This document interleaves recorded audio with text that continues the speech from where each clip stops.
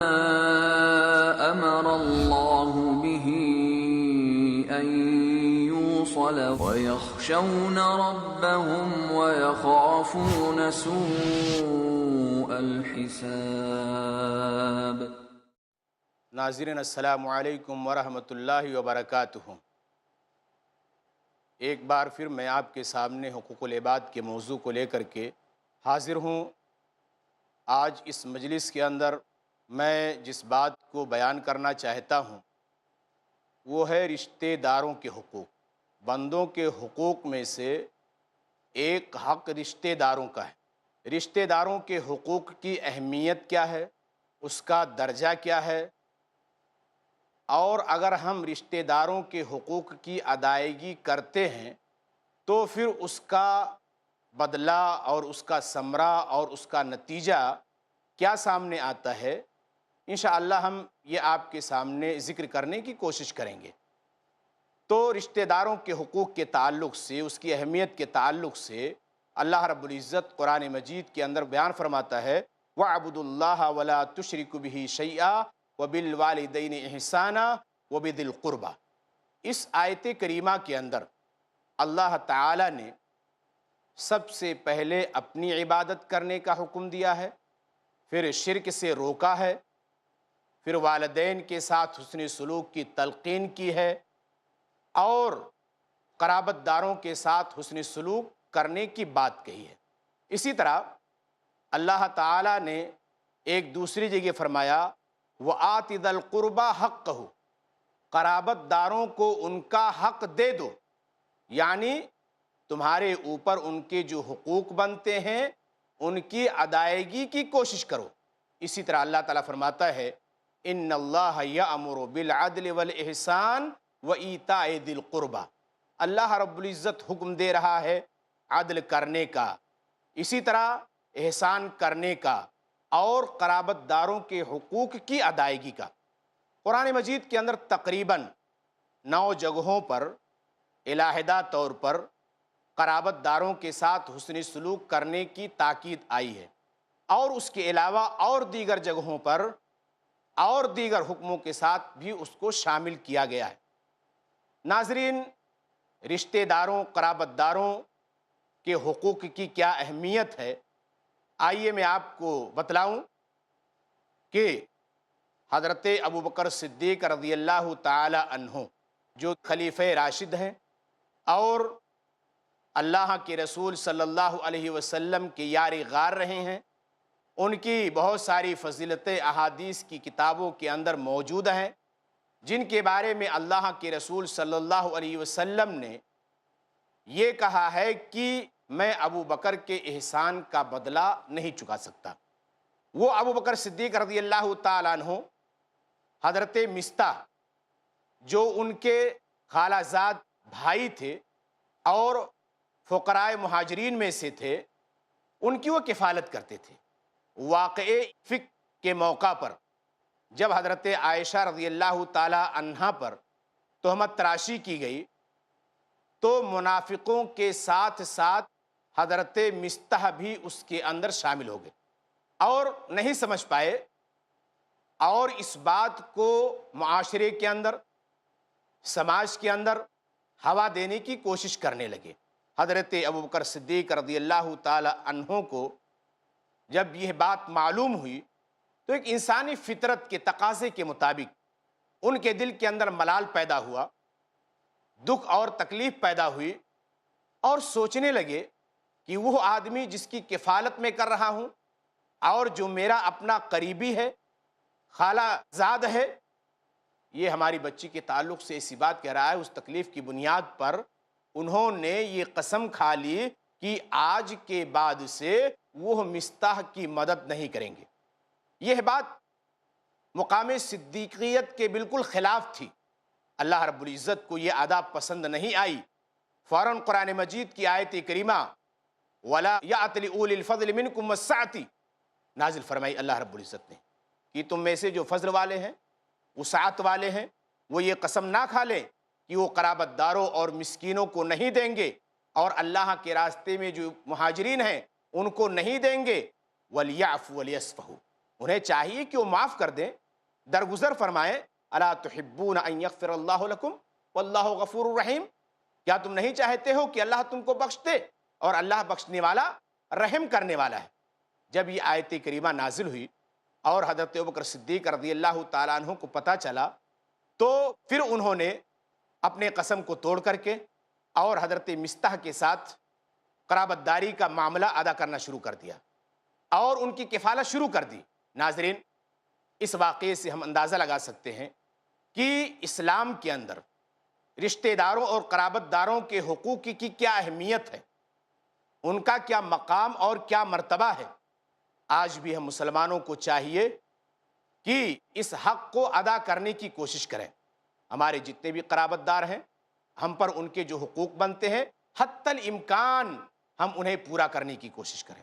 اگر نہیں کریں گے تو ایسی صورت میں پھر قیامت کے دن اللہ رب العزت کے یہاں ہمیں اس بارے میں بھی جواب دہ ہونا پڑے گا۔ اللہ رب العزت اس کے بارے میں سوال کرے گا۔ ناظرین، رشتہ داروں کے ساتھ حسن سلوک کرنا یہ ایک فریضہ ہے۔ اگر کوئی آدمی رشتہ داروں کے حقوق کو ادا کر رہا ہے تو گویا کہ ایک فریضے کی ادائیگی کر رہا ہے۔ وہ یہ نہ سمجھے کہ ہم احسان کر رہے ہیں، یہ احسان نہیں ہے، بلکہ ایک فریضہ ہے جس کی ادائیگی ہر ایک رشتہ دار کے اوپر لازم اور ضروری ہے۔ سوال یہ پیدا ہوتا ہے کہ رشتہ داروں کے ساتھ کس طرح کے حسن سلوک کیے جائیں۔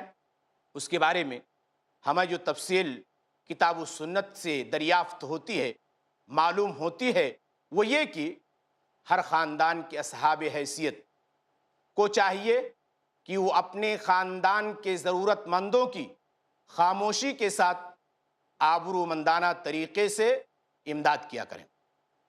دیکھیں، خاندان کو ٹٹولیں، رشتہ داروں کے حالات کو معلوم کریں، پتہ لگائیں۔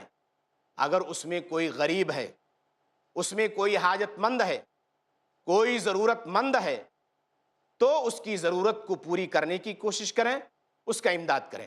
اسی طرح اگر خاندان کے اندر، رشتہ داروں کے اندر اور قرابت داروں کے اندر کوئی بے سہارا یتیم اور بیوہ بچی ہے تو ایسی صورت میں پھر اس کی کفالت کرنے کی کوشش کریں۔ یتیم بچی کی کفالت کا ثواب کیا ہے، انشاءاللہ موقع ملا تو ہم آپ کے سامنے اس کو بھی ذکر کریں گے۔ اسی طرح اگر خاندان کے اندر کوئی فرد مریض ہے، اسے علاج کی ضرورت ہے، علاج کرنے سے وہ قاصر ہے، تو صاحب حیثیت لوگوں کی یہ ذمہ داری بنتی ہے کہ وہ اس کے علاج اور معالجہ کا بھی انتظام کرے۔ اسی طرح اگر رشتہ داروں میں کوئی بچی جوان ہے، ان جوان بچیوں کا پتہ لگا کر کے صاحب حیثیت کی ذمہ داری بنتی ہے کہ ان کے ہاتھ کو پیلا کرنے کی کوشش کریں۔ یہ ان کی ذمہ داری بنتی ہے، ان کے اوپر یہ فریضہ عائد ہوتا ہے۔ اسی طرح سے اگر رشتہ داروں میں، قرابت داروں میں کوئی آدمی کاروباری مشکلات کے اندر پھنس گیا ہے اور پریشان ہو گیا ہے، اس کا دیوالیہ پن ہو گیا ہے، تو اب ایسی صورت میں پھر صاحب حیثیت لوگوں کو چاہیے کہ رازدارانہ طریقے سے اثر نو اس کی تجارت کو آگے بڑھانے کے اندر کوشش کریں کہ تاکہ وہ آدمی پھر نئے سرے سے اپنے پیر پر کھڑا ہو سکے۔ یہ تمام طریقے ہیں رشتہ داروں کے ساتھ حسن سلوک کرنے کے، اور ہر ایک کی ذمہ داری بنتی ہے کہ ان تمام امور کو سامنے رکھ کر کے ان کو انجام دینے کی کوشش کرے۔ ناظرین، اگر ہمارے اندر صلہ رحمی اور رشتہ داروں اور قرابت داروں کے حقوق کی ادائیگی کا یہ جذبہ پیدا ہو جائے تو انشاءاللہ آج ہمارے سماج کے اندر جو گداگری ہے، جو افراتفری ہے، ایک دوسرے سے دوری ہے، یہ ساری چیزیں ختم ہو جائیں گی۔ ہماری مسلمان بھائیوں کو، اسی طرح ہماری مسلمان خاتون کو، ہمارے رشتہ داروں کو، ہمارے خاندان کے اندر پائے جانے والے لوگوں کو کسی کے سامنے دست سوال دراز نہیں کرنا پڑے گا، کسی کے سامنے جا کر کے مانگنا نہیں پڑے گا، بلکہ نہایت ہی رازدارانہ طریقے سے ان کا معاملہ حل ہو جائے گا۔ تو یہ طریقے ہیں رشتہ داروں کے ساتھ حسن سلوک کرنے کے، یہ آداب ہیں۔ ان آداب کی پاسداری اور اس کا لحاظ ہمارے لیے لازم اور ضروری ہے۔ آئیے اب دیکھیں کہ اگر ہم رشتہ داروں کے حقوق اچھے طریقے سے انجام دیتے ہیں اور اس کو سمجھتے ہیں اور ان کے حقوق کو پورا بھی کرتے ہیں، تو ایسی صورت میں پھر اللہ تبارک و تعالی دنیا اور آخرت کے اعتبار سے ہمیں کیا بدلہ عطا فرمائے گا۔ سب سے پہلی چیز تو یہ کہ اگر ہم اپنے رشتہ داروں کے ساتھ حسن سلوک کرتے ہیں، ان کے ساتھ اچھے طریقے سے پیش آتے ہیں اور ہر اعتبار سے ان کی امداد کرنے کی کوشش کرتے ہیں، تو ایسی صورت میں پھر امداد کرنے کی بنیاد پر اللہ تعالی ہمیں دوگنا اجر عطا فرمائے گا۔ اللہ کے رسول صلی اللہ علیہ وسلم نے کہا الصدقۃ علی المسکین صدقۃ، مسکین پر صدقہ کرنا یہ صدقہ ہے، اور اسی طریقے سے وہی اعلیٰ الرحم، اور یہ چیز قرابت داروں کے اوپر دو چیزوں کا ذریعہ ہے، ایک تو صدقہ ہے اور دوسرے صلہ رحمی۔ یعنی اگر ہم کسی مسکین کی، عام مسکین کی مدد کرتے ہیں تو صرف ہمیں مسکین کی مدد کرنے کا ثواب ملے گا، لیکن اگر ہم اپنے رشتہ داروں میں سے، قرابت داروں میں سے کسی کی مدد کرتے ہیں، اس کے ساتھ صلہ رحمی کرتے ہیں، تو دو ثواب، ایک تو صلہ رحمی کا اور دوسرے یہ کہ قرابت داری کا، تو اس طرح ہم کو دوگنا اجر ملتا ہے اور دوگنا ثواب ملتا ہے۔ حضرت میمونہ رضی اللہ تعالی عنہا نے اللہ کے رسول صلی اللہ علیہ وسلم سے ذکر کیا کہ اللہ کے رسول، میں نے کیا کیا ہے، اپنی لونڈی کو آزاد کر دیا ہے۔ تو اللہ کے رسول صلی اللہ علیہ وسلم نے کہا کہ اگر تم اسے اپنے ماموں کو دے دیتی تو یہ تمہارے لیے زیادہ اجر کا ذریعہ اور سبب تھا۔ تو ناظرین، یہ ہے صلہ رحمی کا فائدہ، پہلا فائدہ کہ اللہ رب العزت ہم کو دوگنا اجر عطا فرماتا ہے۔ اسی طرح دو عورتیں اللہ کے رسول صلی اللہ علیہ وسلم کے پاس آئیں اور کہا کہ اللہ کے رسول، اگر میں اپنے شوہر کی مدد کروں، اسی طریقے سے جو پہلے شوہر سے یتیم بچے ہیں ان کی مدد کروں، تو اللہ کے رسول علیہ وسلم ہم کو کیا ملے گا؟ کہا کہ تم کو دوگنا اجر ملے گا، ایک تو شوہر ہونے کا اور دوسرے صلہ رحمی کرنے کا۔ لہذا اگر ہم کو ثواب حاصل کرنا ہے تو اسی صورت میں پھر قرابت داروں کے ساتھ حسن سلوک کرنا ہے، ان کی مدد کرنی ہے۔ وقت ہو رہا ہے وقفے کا، انشاءاللہ پھر ہم آپ کے سامنے حاضر ہوں گے۔ والسلام علیکم ورحمۃ اللہ وبرکاتہ۔ بإسلامي وإيماني أضاء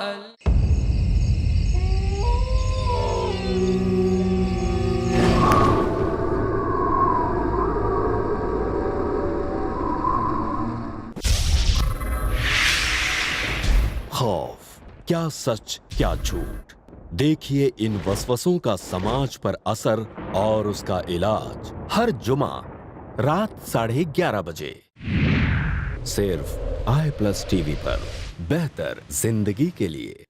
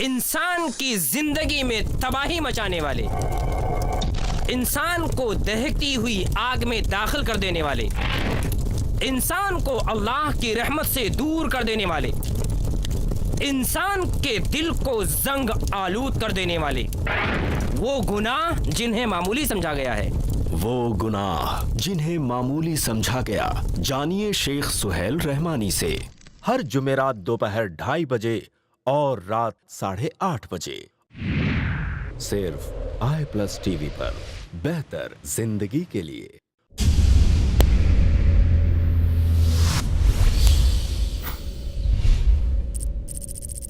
अपने केबल या DTH ऑपरेटर से i+ टीवी आज ही डिमांड करें। i+ TV free to air और इंडियन रजिस्टर्ड चैनल है।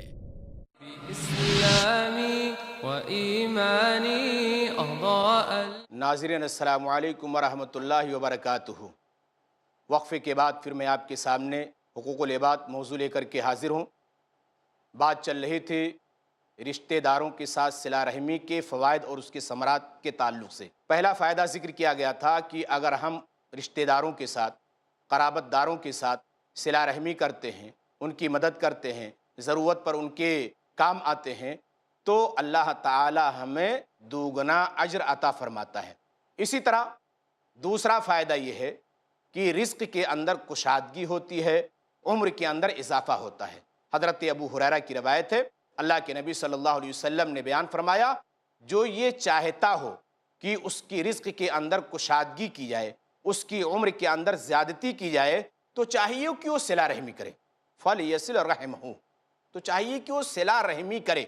मालूम ये हुआ इस हदीस से कि अगर कोई इंसान चाहे मर्द हो या औरत क़राबतदारों के साथ हुस्न सलूक से पेश आती है और इसी तरह से उनकी इमदाद करती है, उनके साथ सिला रहमी करती है, तो अल्लाह रब्बुल इज़्ज़त उसकी उम्र के अंदर भी ज़्यादती करता है और उसके रिज़्क़ के अंदर बरकत अता फरमाता है। इसी तरह तीसरा फ़ायदा ये है कि सिला रहमी ये इंसान के लिए जन्नत के अंदर दाखिले का सबब है, ज़रिया है। एक शख्स अल्लाह के रसूल सल्लल्लाहु अलैहि वसल्लम के पास आया और कहा, अख़बिरनी बिअमलिन युदखिलनिल जन्नह। अल्लाह के रसूल, मुझे ऐसा अमल बतलाइए कि जो अमल मुझको जन्नत के अंदर दाखिल कर दे। अल्लाह के रसूल ने कहा, तअबुदुल्लाह वला तुशरिकु बिही शैआ, अल्लाह की इबादत कर, उसके साथ किसी को शरीक ना कर, नमाज कायम कर, ज़कात दे, व तसिलुर रहमा, और सिला रहमी कर। तो ये फ़ायदे हैं, 3 फ़ायदे ज़िक्र किए गए। एक तो दुगना अज्र मिलता है, दूसरे ये कि उम्र और रिज़्क़ के अंदर कुशादगी होती है, तीसरे ये कि सिला रहमी करने की बुनियाद पर हमारे लिए जन्नत के अंदर दुखूल का रास्ता हमवार होता है। अल्लाह रब्बुल इज़्ज़त हमारे लिए जन्नत के अंदर दाखिले का रास्ता खोल देता है। लिहाजा अगर हमें इन अज्र को और इन सवाबों को हासिल करना है तो हमें चाहिए कि हम अपने रिश्तेदारों और क़राबतदारों के साथ हुस्न सलूक करें, उनके साथ अच्छे से पेश आएँ, उनके तमाम मामलात की देखभाल करें। ख़ानदान के अंदर यतीम बच्चियाँ हों तो उनकी परवरिश करें, इसी तरह शादी लायक बच्चियाँ हों तो उनका हाथ पीला करें। तो ये सारी चीज़ें हमको अंजाम देनी हैं। जिस तरह इस्लाम के अंदर सिला रहमी के फ़वाइद ज़िक्र किए गए, इसी तरह अगर कोई आदमी क़त्ए ताल्लुक़ी करता है, यानी सिला रहमी को काटता है, रिश्तेदारी को काटता है और दूरी अख्तियार करता है, तो ऐसी सूरत में फिर उसका नुकसान भी उठाना पड़ेगा।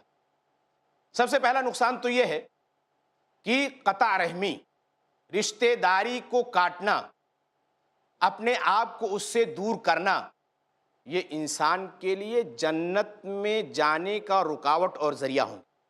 अल्लाह के नबी सल्लल्लाहु अलैहि वसल्लम ने बयान फरमाया, ला यदखुलुल जन्नता कातिउन, कोई क़ता रहमी करने वाला, रिश्ता को काटने वाला, ये जन्नत के अंदर दाखिल नहीं हो सकता है। इसी तरह क़यामत के दिन ये सिला रहमी अर्श इलाही के साथ मुअल्लक़ होकर के अल्लाह से दुआ करेगी और बद्दुआ करेगी। अल्लाह के नबी ने फरमाया, अर्रहमु मुअल्लक़तुन बिल अर्श, ये रहम, ये क़राबतदारी, ये रिश्तेदारी अर्श से लटकी हुई होगी। कहेगी, जिसने दुनिया के अंदर मुझसे सिला रहमी की, रिश्ते को जोड़ा, अल्लाह तू उसको जोड़ दे, और जिसने रिश्तेदारी को काटा, अल्लाह तू उसको भी काट दे। तो 2 नुकसान, एक तो ये हमारे लिए जन्नत के अंदर रुकावट बनेगी जाने के लिए, और दूसरे ये क़राबतदारी क़यामत के दिन खड़े होकर के अर्श के पास اللہ رب العزت سے دعا اور بد دعا کریں۔ اگر ہم رشتہ داری کو جوڑیں گے، صلہ رحمی کریں گے ان کے ساتھ، تو ایسی صورت میں پھر وہ کہے گی کہ اللہ تو اس کو بھی جوڑ دے۔ اور اگر ہم قطع تعلقی کریں گے، رشتہ کو کاٹیں گے، تو کہے گی کہ اللہ اس نے کاٹا تھا دنیا کے اندر، تو بھی یہاں پر کاٹ دے۔ تو یہ ہے ہمارا نقصان اگر ہم قطع تعلقی کرتے ہیں۔ تو صلہ رحمی کا فائدہ بھی ہے اور قطع تعلقی کا نقصان بھی ہے، لہذا ان دونوں چیزوں کو سامنے رکھ کر کے اور اس کے بعد میں پھر رشتہ داروں کے حقوق کی ادائیگی کی کوشش کرنی چاہیے۔ ناظرین، یہ تو رہی بات رشتہ داروں کے حقوق کے تعلق سے۔ حقوق العباد کے اندر ایک درجہ ہے پڑوسیوں کا۔ اسلام نے پڑوسیوں کے کیا حقوق بتلائے ہیں اور کس طرح ہمیں اس کی ادائیگی کرنی ہے، آئیے ہم اس کو دیکھنے کی کوشش کرتے ہیں۔ اللہ رب العزت نے قرآن مجید کے اندر جہاں قرابت داروں کے ساتھ صلہ رحمی کی بات کہی ہے، وہیں پر اللہ تعالیٰ نے پڑوسیوں کے ساتھ بھی صلہ رحمی کی بات کہی ہے۔ بیان فرمایا وَاعْبُدُوا اللَّهَ وَلَا تُشْرِكُوا بِهِ شَيْئًا وَبِالْوَالِدَيْنِ إِحْسَانًا وَبِذِي الْقُرْبَى وَالْيَتَامَى وَالْمَسَاكِينِ وَالْجَارِ ذِي الْقُرْبَى وَالْجَارِ الْجُنُبِ وَالصَّاحِبِ بِالْجَنبِ وَابْنِ السَّبِيلِ۔ اللہ کی عبادت کرو، اس کے ساتھ کسی کو شریک نہ کرو، والدین کے ساتھ حسن سلوک کرو، قرابت داروں کے ساتھ حسن سلوک کرو، یتیم و مسکینوں کے ساتھ حسن سلوک کرو، اور قرابت دار جو پڑوسی ہیں ان کے ساتھ، اسی طریقے سے جو دور کے پڑوسی ہیں ان کے ساتھ، اور جو بغل کے پڑوسی ہیں ان کے ساتھ، اور مسافروں کے ساتھ۔ ہم آپ کے سامنے بتلائیں گے کہ ہمارے اوپر پڑوسیوں کے حقوق کیا ہیں۔ پڑوسی کتنی طریقے ہوتے ہیں، ان کی 3 قسمیں بتلائی گئی ہیں۔ پہلی قسم ہے رشتہ دار پڑوسی۔ رشتہ دار پڑوسی وہ ہیں جن سے ہمارا نسبی اور خاندانی قرابت ہو۔ اس کا 2 حق ہے، ایک تو پڑوس میں رہنے کا اور دوسرے نسبی اور خاندانی قرابت کا۔ اجنبی پڑوسی جو ہمارے بغل میں تو ہو لیکن اس کے حسب و نسب سے ہم واقف نہ ہوں، مسلمان ہے، تو ایسی صورت میں پھر مسلمان ہونے کی وجہ سے بھی اس کے اوپر ہماری ذمہ داری بنتی ہے کہ ہم اس کے حقوق کا پاس و لحاظ رکھیں۔ عارضی پڑوسی، عارضی پڑوسی کون ہے؟ کوئی شخص سفر کر رہا ہے، راستے میں بس کے اندر، ٹرین کے اندر، ہوائی جہاز کے اندر آپ کے بغل میں جو بیٹھنے والا آپ کا ہم مسافر ہے وہ بھی آپ کا پڑوسی ہے۔ جتنی دیر تک ہم اس کے ساتھ رہیں تو اس کے ساتھ حسن سلوک کرنے کی کوشش کریں اور اس طرح کے معاملات انجام دے کہ جب وہ ہم سے جدا ہو تو ایسی صورت میں بڑے ہی خوش و خرم کے ساتھ جدا ہو، اس کے ذہن کے اوپر، اس کی پیشانی کے اوپر بل نہ ہو بلکہ اس کی پیشانی کے اوپر خوشی کے آثار ظاہر ہوں۔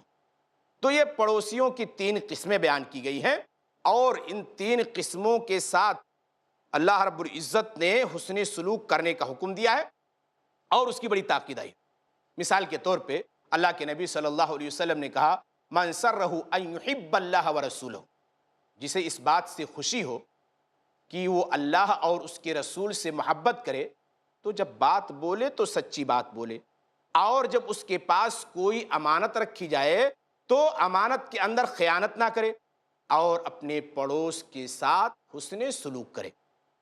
پڑوسیوں کے ساتھ حسن سلوک کی اہمیت کا اندازہ ہم اور آپ اس بات سے لگا سکتے ہیں کہ اللہ کے رسول صلی اللہ علیہ وسلم نے کہا ما زال جبرائیل یوصینی بالجار حتی ظننت انہ سیورثہ۔ پڑوسی کے تعلق سے حضرت جبرائیل بار بار وصیت کرتے رہے، یہاں تک کہ میں نے یہ گمان کیا کہ کہیں حضرت جبرائیل اس کو ہمارا وارث نہ بنا دے۔ اور اسی طرح اللہ کے نبی نے بیان فرمایا یا نساء المسلمات، اے مسلمان عورتوں، لا تحقرن جارۃ لجارتها، کوئی پڑوسن اپنے پڑوسن کو حقیر نہ جانے، ولو پھر سے نہ شاتن، اگرچہ بکری کا ایک کھر ہی کیوں نہ ہو۔ کیا مطلب اس کا؟ اگر ہمارے گھر پر کوئی چیز بن نہیں ہے تو اس کو معمولی سمجھ کر کے ایسا نہ ہو کہ ہم اپنے پڑوس کے یہاں نہ بھجوائیں، یا اسی طریقے سے ہم نے کوئی چیز تیار کی، وہ معمولی چیز ہے، پڑوس کے یہاں ہم نے بھجوایا، تو پڑوسی کو بھی یہ تاکید ہو رہی ہے اور یہ حکم ہو رہا ہے کہ اگر پڑوس سے بکری کی کھر بھی آتی ہے تو ایسی صورت میں اس کو حقیر جان کر کے، حقیر سمجھ کر کے اسے لوٹا نہیں دینا چاہیے، بلکہ اس کو استعمال میں لانا چاہیے، اس کو رکھنا چاہیے اور اپنے اس پڑوس کی ہمت افزائی کرنی چاہیے۔ تو یہ ساری دلائل اس بات کی جانب اشارہ کر رہے ہیں کہ پڑوسیوں کی بڑی اہمیت ہے، ان کا بڑا مقام ہے، ان کا بڑا درجہ ہے، اور ہمیں ان کے حقوق کو ہر اعتبار سے پورا کرنے کی ضرورت ہے۔ اگر ہم نہیں کریں گے تو ایسی صورت میں پھر اللہ تبارک و تعالیٰ کے یہاں اس کے بارے میں بھی جواب دہ ہونا پڑے گا۔ اللہ کے رسول صلی اللہ علیہ وسلم نے پڑوسیوں کے ساتھ حسن سلوک کرنے کو ایمان سے جوڑا ہے۔ اللہ کے رسول صلی اللہ علیہ وسلم نے کہا من کان یؤمن باللہ والیوم الآخر فلیقل خیرا او لیصمت، کہ جو اللہ پر اور آخرت کے دن کے اوپر ایمان رکھتا ہو تو چاہیے کہ وہ اپنی زبان سے بھلی بات کہے یا خاموش رہے۔ من کان یؤمن باللہ والیوم الآخر فلیکرم جارہ، جو اللہ پر اور اس کی آخرت کے اوپر یقین رکھتا ہو، ایمان رکھتا ہو، تو اسے چاہیے کہ وہ اپنے پڑوسی کے ساتھ حسن سلوک کرے۔ من کان یؤمن باللہ والیوم الآخر فلیکرم ضیفہ، جو اللہ پر اور آخرت کے دن کے اوپر ایمان رکھتا ہو تو چاہیے کہ وہ اپنے مہمان کی مہمان نوازی کرے۔ ان تمام احادیث کے اندر اللہ کے رسول صلی اللہ علیہ وسلم نے پڑوسیوں کے ساتھ حسن سلوک کرنے کی تاکید کی ہے اور اس کی جانب توجہ دلائی ہے۔ ناظرین، اب وقت ختم ہو رہا ہے، انشاءاللہ پھر ہم اسی موضوع کو لے کر کے آپ کے سامنے حاضر ہوں گے۔ والسلام علیکم ورحمۃ اللہ وبرکاتہ۔ بإسلامي وإيماني